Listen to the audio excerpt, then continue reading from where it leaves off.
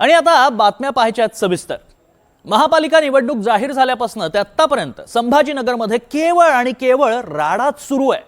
आधी तिकीट वाटपावरून भाजपमध्ये मोठं नाराजी नाट्य रंगलं होतं। अर्थात कार्यकर्त्यांनी अगदी नेत्यांना शिव्याशापही दिले होते। आता माजी खासदार इम्तियाज जलील यांच्यावरती जीवघेणा हल्ला झालाय। 20 ते 25 जणांनी जलील यांना गाडीतून खाली खेचण्याचा प्रयत्न करत त्यांना धक्काबुक्की केली आहे। या प्रकाराने जलील यांनी संभाजीनगरातील 2 मंत्र्यांकडे बोट दाखवलंय। नेमकं काय घडतंय संभाजीनगरात, कोण आहेत ते 2 मंत्री, जाणून घेऊया या रिपोर्टमधून।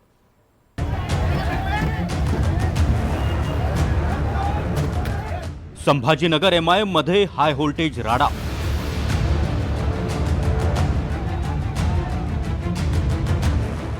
इम्तियाज जलील यांच्यावर जीवघेणा हल्ला।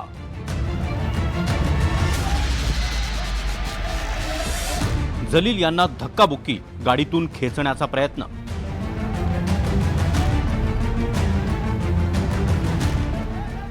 जलीलांचा अतुल सावे आणि शिरसाटांवर गंभीर आरोप।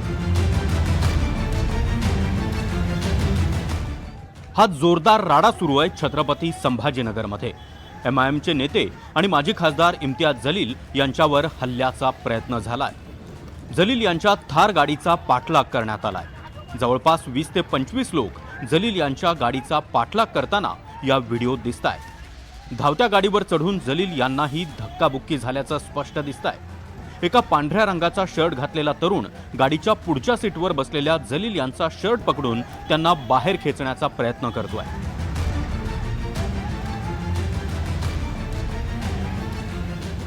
इतकंच नाही तर जलील यांना गाडीच्या बाहेर काढून बेदम मारहाणीचा डाव होता की काय अशी शंका येईल इथपर्यंत हे चित्र दिसत होतं। जलील यांना सुरुवातीला काळे झेंडे दाखवण्यात आले आणि नंतर त्यांच्या गाडीवर हल्ला चढवण्यात आला।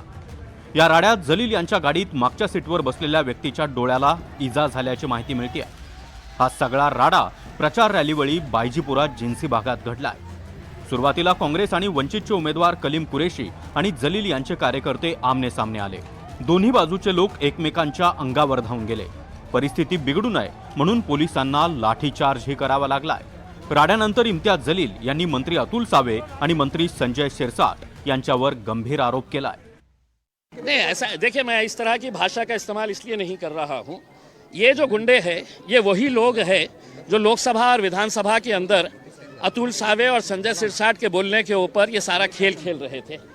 ये सारा खेल जो है, उन्हें ऐसा लगता है कि सत्ताधारी पक्ष का हमारे पास समर्थन है तो हम पुलिस प्रशासन सबको अपनी जेब में रखेंगे और सड़क के ऊपर आकर गुंडागर्दी करेंगे करके। हाँ, तो ये सब चीज़ें जो है हम पुलिस के ऊपर छोड़ रहे हैं। पुलिस ने इसको अच्छे तरीके से हैंडल करे और अगर नहीं करती है तो फिर आगे की कार्रवाई हम देखना चाह रहे हैं कि पुलिस किस तरीके की कार्रवाई। इलेक्शन अभी शुरू हुआ है और इलेक्शन के अंदर हम साफ तरीके से बताना चाहते हैं कि जो लोकशाही तरीके से शांतिपूर्ण तरीके से इलेक्शन होगा तो हम भी वो इलेक्शन वैसे ही लड़ेंगे।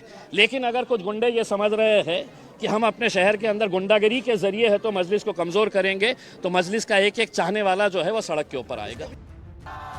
दरम्यान पैसे घेऊन तिकीट वाटल्यानं त्यांच्याच लोकांनी हल्ला केल्याचा दावा करत अतुल सावे आणि संजय शिरसाट यांनी जलील यांचे आरोप फेटाळून लावले। पर 2-3 दिवसापूर्वी मोर्चाही काढला होता। जर ह्यांना एवढी होतं तर त्यांनी पोलिसला पत्र का दिलं नाही, पोलिसला प्रोटेक्शन का घेतलं नाही? आणि तुम्हाला सगळ्यांची नावं जर माहीत आहेत तर तुम्ही गुन्हा दाखल करावा आणि त्यांना पोलिसांकडे अटक करण्याची मागणी करावी। ते तुमचीच मंडळी आहेत, तुमच्याच पक्षाची आहेत, एमआयएमचीच मंडळी आहेत आणि त्याच्यामुळे आणि म्हणून हे स्टंटबाजी करून इम्तियाज जलीलला काय मीडिया मॅन आहे त्याच्यामुळे त्याला ही सवय आहे की स्टंटबाजी करून कुठून तरी लाईमलाईटमध्ये यायचं। इम्तियाज जलील हा एक नंबरचा खोटारडा माणूस आहे। ब्लॅकमेल करण्यामध्ये सर्वात माहिर असलेला हा इम्तियाज जलील आहे। जे कार्यकर्त्यांनी हल्ला केला ना त्यांनी यासाठी केलं की याच्यासाठी जीवाला जीव देणार ते कार्यकर्ते होते, परंतु पैसे घेऊन तिकीट विकले, त्या कार्यकर्त्याला देशी धडू लावलं आणि त्याचा संताप ते व्यक्त करत आहेत। म्हणून जशी करणी वैसी भरणी हे आज इम्तियाज जलीलला पाहायला मिळालं। संभाजीनगर महापालिका निवडणुकीत भाजप, दोन्ही शिवसेना, काँग्रेस आणि एमआयएम वेगळे लढतायत। एमआयएमनं संभाजीनगरमध्ये 22 नगरसेवकांची उमेदवारी कापून नव्या चेहऱ्यांना संधी दिली आहे। जलील यांनी पैसे घेऊन तिकीट विकल्याचा आरोप करत त्यावेळीही मोठा असंतोष पसरला होता आणि आज पुन्हा एकदा बायजीपुरा परिसरात मोठा राडा झालाय. जलील यांच्यावर जीवघेणा हल्ला करण्याचा प्रयत्न झालाय. त्यामुळे संभाजीनगरचं राजकीय वातावरण चांगलंच तापलंय. नाही, खरं तर असा हल्ला करणं चूक आहे असं माझं मत आहे. ठीक आहे, याला आपण बाकी प्रत्येक संघटनेची सिस्टीम असते, त्या सिस्टीम मध्ये या सगळ्या गोष्टी केल्या पाहिजे. फार हल्ले करून शिवीगाळ करून आता मागे भारतीय जनता पार्टीचं पण असेल, ठीक आहे, काही जणांना किंवा आनंद होत असेल, पण भारतीय जनता पार्टीवरला हल्ला आणि हा हल्ला एक वेगळा प्रकार. हा हल्ला होत असताना मी स्पष्ट म्हणेल की अशा पद्धतीनं हल्ले विषय आहे.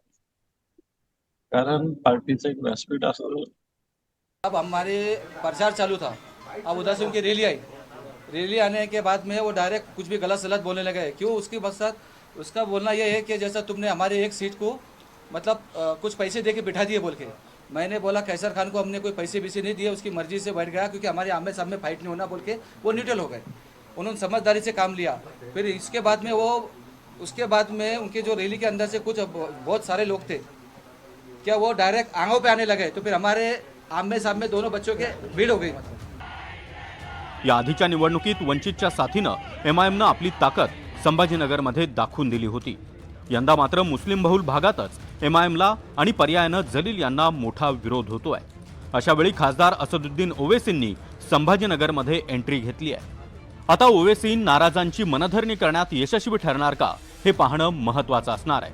कारण त्यावरच एमआयएमचं संभाजीनगरमधील राजकीय भवितव्य अवलंबून असेल. मोहसिन शेख, NDTV मराठी, छत्रपती संभाजीनगर.